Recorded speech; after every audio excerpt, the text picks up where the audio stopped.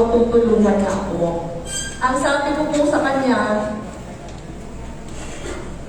grabe na yung pinagdaanan ko the last 5.5 years. Sabi ko po, wala na akong kabalak-balak kumandidato. Kung kakandidato man ako, baka pag-lokal na lang ako. Pero sabi po ni Congresswoman din sa akin, basta pag nag-desisyon ka, ako yung unang-unang tutulong sa'yo sa Nueva Ecija. Pero sa mga ko, akala ko sinasabi lang yun ni Congresswoman din kasi matalik kami magkaibigan. Pero ang backstory po niyan, aksidente lang naman kasi ako napasok sa politika. Si Father Arnold alam ito, si Mayor Maribig alam ito. Yung asawa ko po talaga yung politiko sa pamilya namin. Yung asawa ko po 6 na termino na nag-mayor ng Naga. Habang mayor po yung asawa ko ng Naga, ako po ay isang abogado. Kabahagi po ako. Dati po nasa PAO ko. Alam niyo naman yung PAO, di ba? Dati nasa PAO ko, tapos lumipat po ako sa isang NGO na mga abogado na ang pangalan po Saligan. Yung NGO po namin, para kami community organizers na ang trabaho po namin nasa mga basic sectors. Mga magsasaka, mga mangingisda, mga indigenous peoples, urban poor, mga manggagawa, mga kababaihan, saka mga kabataan. More than 10 years po, ganun yung trabaho ko. So habang politiko yung asawa ko, ako naman, public service din, pero private. Napakasaya ko po sa buhay ko yun. At akala ko habang buhay, dun na ako tatanda. Dun sa aking trabaho sa Saligan. Pero noong 2010 po, na-appoint yung asawa kong DILG Secretary. So yung asawa ko po lumipat ng Maynila kasama yung 2 naming anak. Kasi nag-aaral na po sa Maynila, yung 2 naming anak. Ako naiwan ako sa Naga dahil yung bunso namin ay grade school pa lang. So habang naiwan po ako sa Naga, kami na ng 2 ng bunso ko, hindi na ako makaka-community work sa malalayo. So nag-resign po ako sa Saligan, pero patuloy na volunteer lawyer ako. Nag-resign lang po ako kasi hindi na ako makakapunta ng Masbate, ng Catanduanes, dahil wala nang maiiwan sa anak ko. Noong 2012 po, yun yung pinaka-tragic na panahon para sa aming pamilya. Siguro po nabalitaan nyo naman na habang pauwi po sa amin yung asawa ko galing Cebu, bumagsak yung eroplanong sinasakyan niya. Yung pong trahedyang yun ay lubos na parang hinalukhog talaga yung mga buhay namin. Dahil nung panahon kong yun, nung nangyari yun, yung asawa ko ay 54 years old lang. Batang-bata pa. Yung bunso po namin anak ay 12 years old pa lang. At buong buhay po namin, yung asawa ko yung sentro ng buhay namin. Akala po may trabaho ako. Pag mag-e-eleksyon, ako ay mag-leave para asikasuhin yung mga pangangailangan ng asawa ko. So, nung nangyari po yung trahedya, hindi kami nakapaghanda. Wala naman pong sakit yung asawa ko. Bigla pong nawalan kami na hindi namin alam kung saan kami magsisimula muli. Yung pinaka-problema ko po nung nawala yung asawa ko, kung paano kami magkakasama ulit ng 3 kong anak dahil naiwan kami sa Naga. Pero kakalibing lang po sa asawa ko dahil malapit na po mag-eleksyon no ng 2013, yung kanya pong mga kakampi sa lokal ay hindi nagkasundo-sundo. Nung una po nagpapatulong lang sila sa akin na pagkasunduin sila, pero nung hindi sila magkasundo, biglang ako na yung kandidato. Nung kandidato na po ako, wala akong paghahanda. Dahil kandidato po ako para sa Congress, yung distrito po namin Naga plus 7 other towns. Yung asawa ko po never naman kumandidato sa Congress, mayor lang siya. Kaya nung kumandidato po ako, yung kalaban ko, napakalaking pamilya sa amin na napakatagal na sa politika. Handang-handa. Yung kakampi ko lang po, yung mayor ng Naga, saka yung mga barangay officials ng Naga. Pero yung mga mayor saka mga barangay officials ng 7 bayan ay hindi po sa akin. Wala po akong pera. Yung partido po namin, napakaliit lang naman. So sumabak po ako sa laban na wala talagang paghahanda. Pero ako po kasi alam ko ni Mayor Maribik, napakasipag po ng asawa ko. Napakasipag ng asawa ko, simpleng tao din lang po yun. Nakita ko sa kanya yung halimbawa ng pagiging public servant. Kaya kahit po wala akong kalaban-laban pagdating sa resources, lalo pa kasi incumbent yung kalaban ko, lumakad lang po ako ng lumakad mula umaga hanggang gabi. Naalala ko po ni isang rally, hindi ako nakagawa dahil wala po akong pang-arkila ng sound system. Nung panahon po yun, ang arkila ng sound system, 7,000 pesos. Meron naman po mga tumutulong sa akin, pero iniipon ko siya para pambayad ng watcher sa election day. Nakakasama lang po ako sa rally pag merong ibang kandidato na naiimbitahan ako. Halimbawa sa Naga, magrarally, maiimbitahan ako. So nakikisampa lang ako. Napakahirap po ng pinagdaanan ko kasi akala ko po wala akong chance manalo. Dahil hindi nga ako nakakapagpatawag ng malaking rally, wala akong masyadong kakampi. Talagang ang baon ko lang yung magandang pangalan ng asawa ko sa yung sipag. Pero pagdating po ng eleksyon, nanalo ako landslide.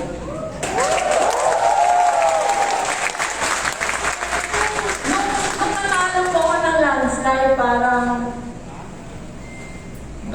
dun parang na-restore yung aking faith sa tao. Kasi po nakita ko, grabe yung vote buying sa amin, grabe yung perang ginastos. Pero nakita ko po nung eleksyon na yun na hindi naman pala pera yung pinakamahalaga sa lahat. Na yung tao, tinatanggap niya yung binibigay sa kanya, pero ang binoboto niya pa din kung ano yung paniniwala niya. Kaya yung 3 years ko po sa Congress, si Congging po isa sa mga pinakauna kong kaibigan doon dahil pareho po kami baguhan. Magkaklase po kami kasi bago po mag-umpisa, merong mga trainings. Meron po kami dalang training sa UP, tapos meron din sa House of Representatives. Kami po yung naging barkada. So, medyo madali yung nasa Congress ako dahil meron ako mga kasama na pareho kong baguhan din. Pero, ang akala ko po noon, 1 term lang ako sa Congress. In fact, yung papalit po sa akin, nung naglalakad ako for constituency work, lagi ko na po siyang kasama. Kasi sabi ko, ikaw na yung susunod kasi 1 term lang ako. Pero hindi pa po natapos yung term ko, biglang kandidato na ako for VP. Isa din pong bagay na aksidente lang, hindi inaasahan. Aksidente kasi hindi naman ako yung first choice. Talagang malapit na mag-file. Malapit na po nung mag-file, wala pang VP, hanggang ako yung na-nominate. Tinanggap ko yung hamon, pero nung natanggap ko na po yung hamon, 6 kaming kandidato. Ang kalaban ko po, 5 incumbent senators na lalaki. Ako lang yung babae, ako yung baguhan. Sabi ko parang ang kapal naman yata ng mukha ko. Kasi yung mga survey, parati ako nasa last. Pagpasok ko po sa laban, nasa last ako kasi wala pa naman nakakakilala sa akin. Pero gaya po nung laban ko sa Congress, dinaan lang sa sipag. Saka syempre, dahil may mga kaibigan na ako sa Congress, may mga tumutulong na sa akin ng mga sa lugar nila, nakatulong din na administration candidate ako. So dahil administration candidate ako, nakakasama-sama ako sa mga yung endorsement ng mga local officials. Pero malaki pa din bahagi nun, yung talagang dinadagdagan ko ang sipag kasi alam ko maghahabol ako kasi hindi ako kilala. To make the long story short, after 7-8 months ng kampanya, Again, sa hindi inaasahan na pangyayari, nanalo ako.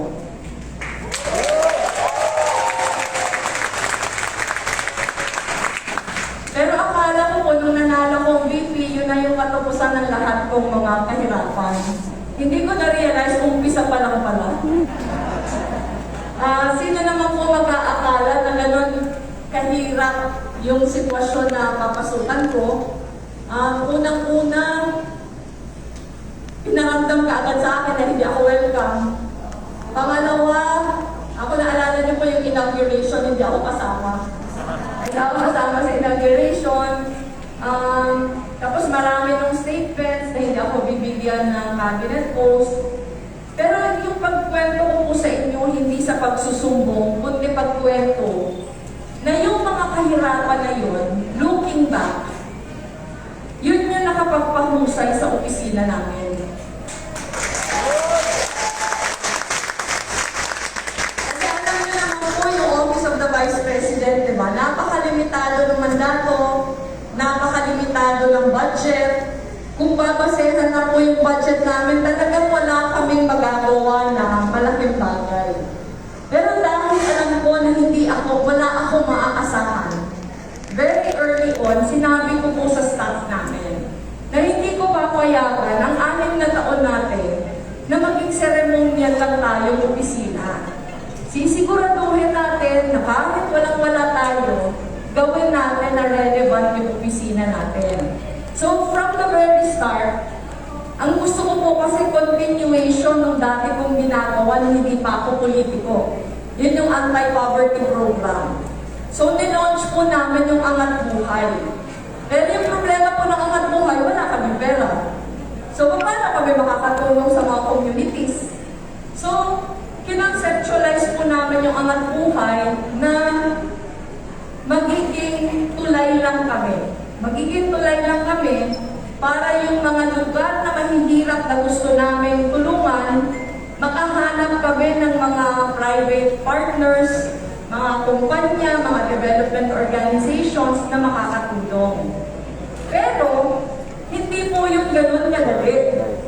Makakahanap lang kami ng tutulong pag may tiwala sa amin. Kaya yung pinakauna po namin ginawa nung ako ay umupo, ay nag-apply po kami ng ISO certification. Alam niyo naman yung ISO certification, di ba? Parang pino-professionalize mo yung opisina. Sinisiguro mo na yung mga proseso, nako-comply na yung mga international standards. So, yun yung una namin trabaho. So, since 2017 hanggang ngayon, every year nare-certify kami sa ISO. Yung sunod po namin tinumbok, yung COA audit rating. Kasi magkakaroon lang sa amin ng tiwala yung mga tao kung malinis yung aming record.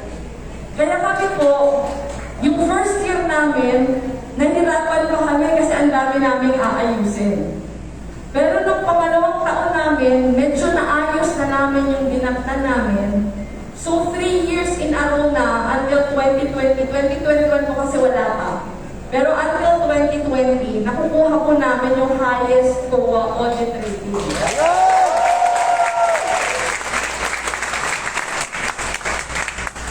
So dahil wala po kaming record na masama, dahil wala kaming record na pwedeng maging dahilan para pagdudahan kami, marami sa aming tumutulong. Kanina po kinikwento ni Mayor Maribig na lagi kaming maagap, lagi kaming nauuna. Padating pa lang yung bagyo, nakareposisyon na kami ng mga gamit. Padating pa lang po yung bagyo, binabantayan na namin kung saan yung truck ng bagyo. Nagpapadala na kami ng mga gamit dun sa tingin namin na pagkain. Dun sa tingin namin na tatamaan ng bagyo, nababakain. Pero bakit ganyan kami? Dahil nasanay na po kami. Nasanay na kami over the past 5.5 years. Na dahil wala naman sa aming tumutulong sa gobyerno, wala kaming maaasahan na iba. Ang maaasahan namin yung aming private partners. Kailangan mag-double time kami lagi. Kaya nung tumama po yung pandemic, ang bilis namin gumalaw. Halimbawa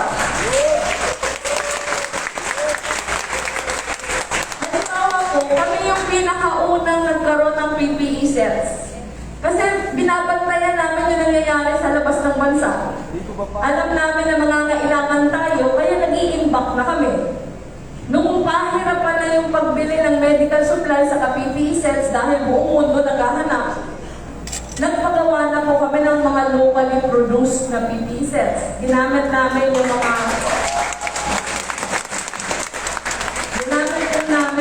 sewing communities. Kung natandaan niyo po, nung hininto yung public transport sa Metro Manila, hininto ngayon, the following day, meron na kami shuttle services. Saka yung shuttle services po namin, hindi lang siya basta bus na ikot ng ikot. Ang ginawa po namin, may mga rota talaga. Tapos ang lahat na rota, bawat stop na pupuntahan, eksakto sa oras ang dating, saka ang alis. So, pinakita namin na pag-desisyonado tayo, pwede namang gawin mo. Nung mga piniferry na po namin ng mga medical frontliners, isa na naman sa found out namin na kailangan, mga dormitories. So, nakapag-put up po kami, kung hindi ako nagkakamali, 13 to 14 na dormitories all over Metro Manila, na ilang buwan na available siya for free para sa mga medical frontliners. Nung hininto yung pasok, meron na kami bayanihan eskwela na nag-put up kami ng mga community learning hubs.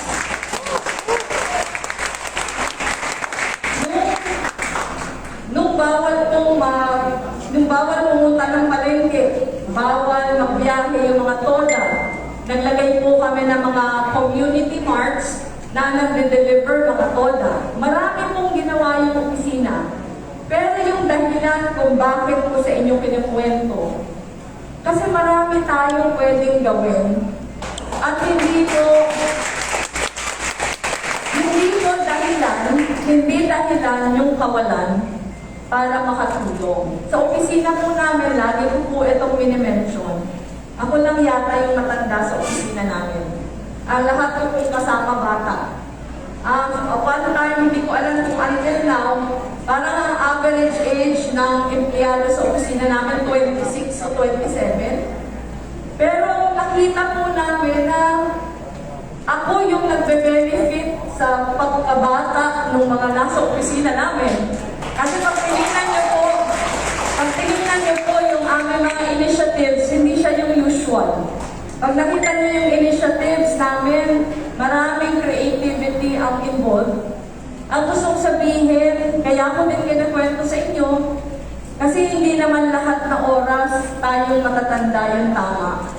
Diba?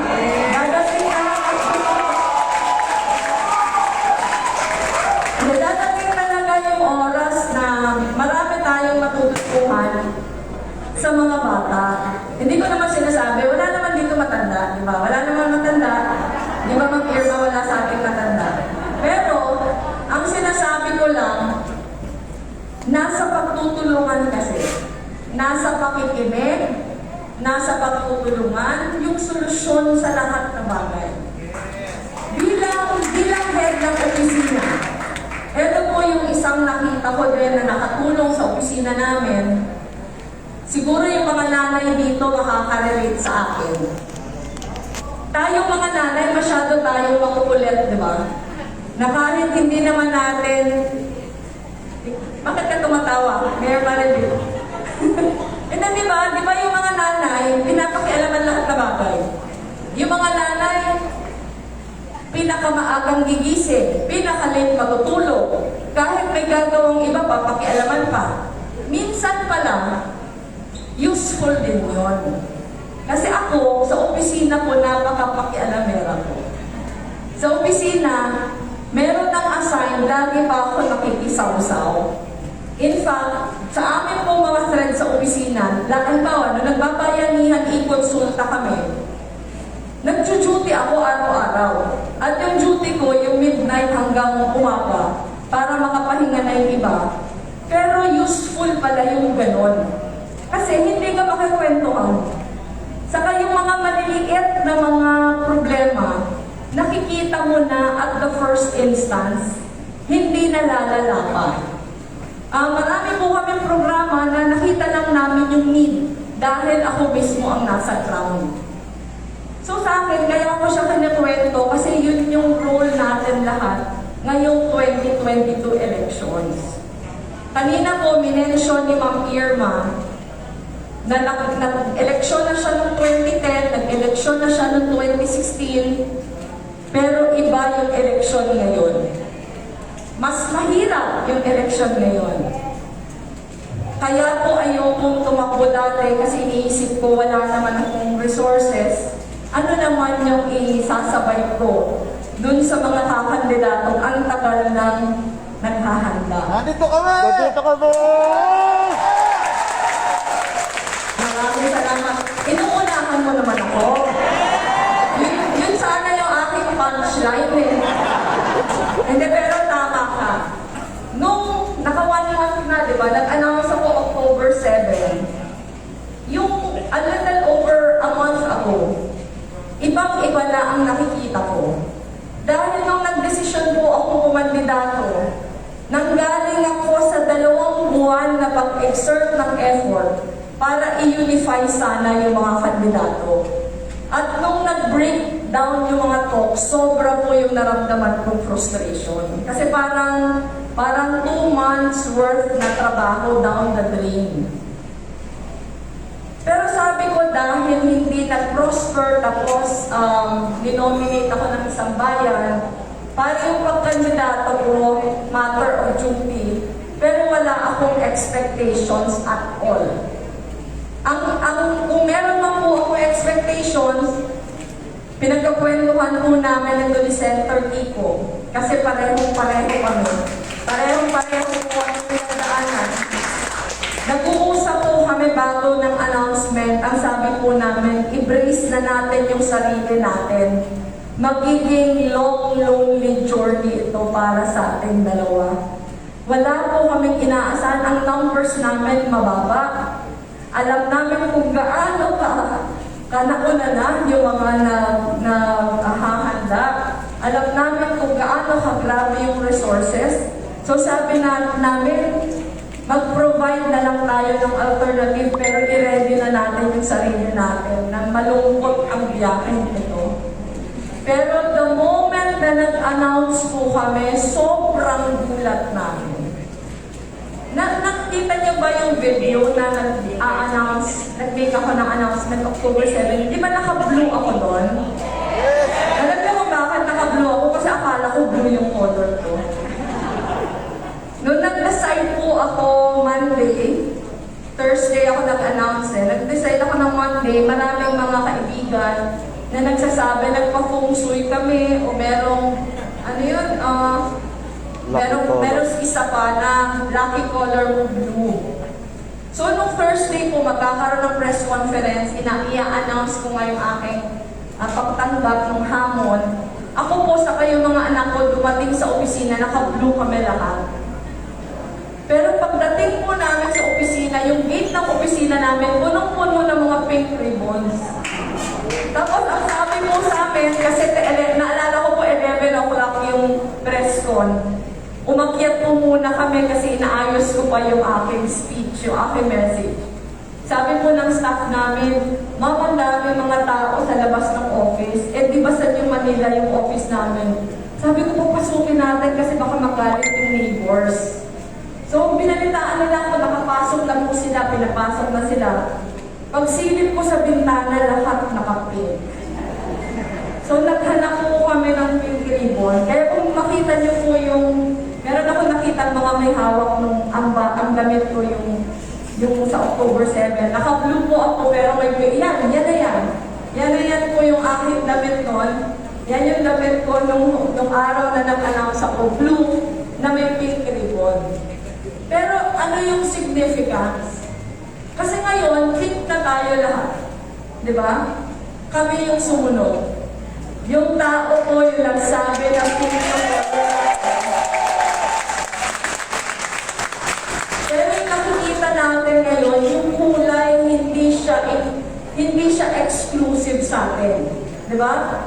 Pero yung kulay, isa lang siya na parang expression. Expression ng maraming bagay. Yung una ang ine-express pag-desisyon. Pag-desisyon na hindi na kami tatahimik, pero ipaglalaban namin yung tingin namin na tama. Yun yung number one. Number two, pag-desisyon na sasamahan kami sa laban. Pangatlo, pagmamahal. At eto po yung paulit-ulit kong sinasabi. Kasi sa panahon ngayon na maraming nag-aaway, sana wala sa inyo nakikipag-away. Pero pag pumunta po kayo, para may mga tinamaan. Pag pumunta po kayo sa Facebook, lalo na pag nakakikita tayo ng mga unfair na accusations, o nakakakita tayo na ang daming fake news ngayon, may tendency yung supporters na sa pagdepensa sa akin nakikipag-away. Malakas yung opo niya. Pero ako po may pakiusap ako sa inyo. Kung may nakikita kayong kasinungalingan, dapat talaga i-correct natin. Yes! Pero, ito yung mas malaking pero sana in a manner na puno pa din ng pagmamahal. Yes! Dahil, kung makikipag-away po tayo at mag-a-astatrol din tayo, lalong nakahati yung bansa natin. Kaya sa akin lang, siguro may mga kaibigan kayo, ang iba nag-unfrienda na. Diba? Ang iba nag-unfrienda na. Ang pakiusap ko lang po, hindi ito panahon na magkahiwa-hiwalay tayo. Totoo na iba yung paniniwala ng iba, pero baka po yung pwede natin gawin, mas habaan natin yung pasensya. Paminsan po, hindi din natin ma-blame dahil sa dami ng fake news online, karamihan nagdidesisyon ang iba base sa kasinungalingan. So, ang pinakamabuti po, mahinahon na ipaniwalag sa kanila na yung pinapaniwalaan nila kasinungalingan, pero iwasan na po natin makipag-away. Dahil sa akin lang po, pag tayo ay pinalad sa 2022 elections, mahihirapan tayo. Kung mag-uumpisa pa lang tayo mag-unite, pagkatapos ng eleksyon. Dapat po yung effort to unite ngayon na. Lagi ko po yung inuulit at ito din yung realization ko na totoo na hindi ako naging matagumpay sa pag-unite ng mga presidential contenders. Pero nakikita ko ngayon kahit hindi ko sila na-unite, may pagkakataon pang ma-unite natin yung ordinaryong Pilipino. Sa akin po, mahaba pa yung laban. Mahaba pa yung laban, napakahirap po ng pagdadaanan natin. Alam niyo naman po, nakikita niyo naman ito, ibang-iba po ngayon. Ibang-iba yung mundong ginagalawan natin ngayon, pero ganon kahalaga ang 2022 elections. Pero alam niyo po kung bakit malakas yung aking loob ngayon. Dahil nakikita ko sa maraming supporters na hindi lang sila supporters ko bilang kandidato. Pero nakikipaglaban kayo para sa sarili nyo, para sa mga anak nyo, para sa mga apo nyo. Kaya yung tao ko, yun po nakakapalalim ng laban na ito. Para po sa akin, pag ako lang kasi yung sinusuportahan, nandito lang kayo dahil sa akin, baka pag naaya kayo ng iba, mag-shift lang yun, loyalties. Pero ito iba. Di ba? Ewan ko kung nararamdaman niyo yan. Alam niyo po, ang dami ko ng eleksyon na pinagdaanan. Yung asawa ko po, nag-umpisa ako kandidato 1988 pa.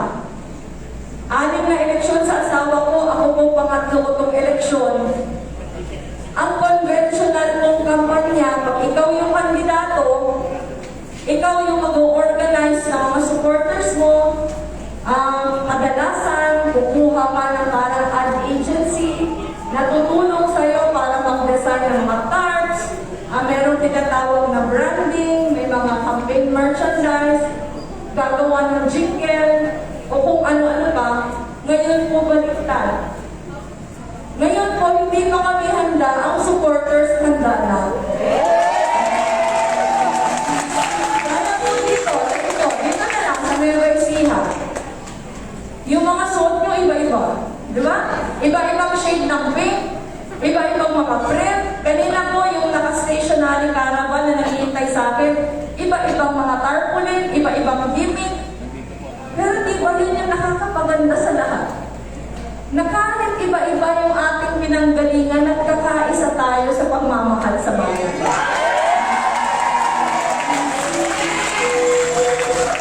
Dahil sa akin po, kung mahina yung loob ko dati, bago ako nagdesisyon, ngayon baliktad na din.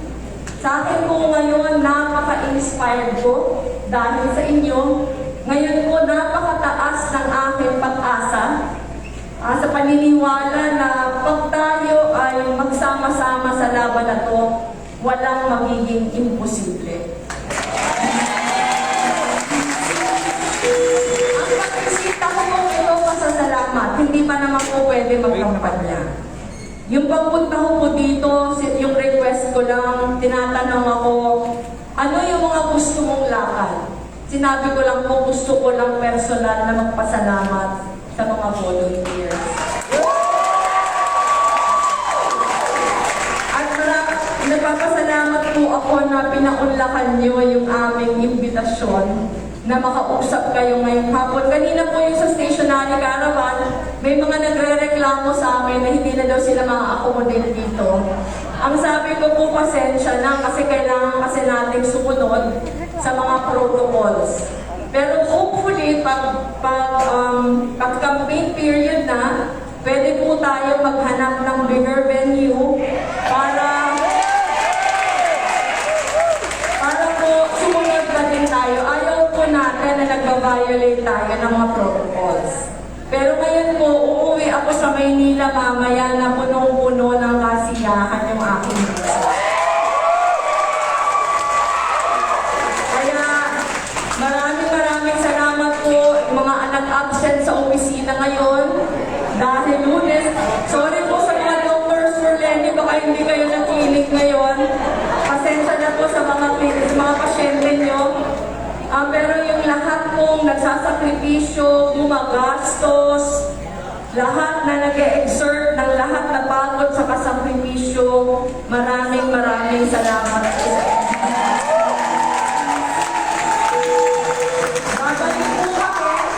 Babalik po kami pag official campaign period na.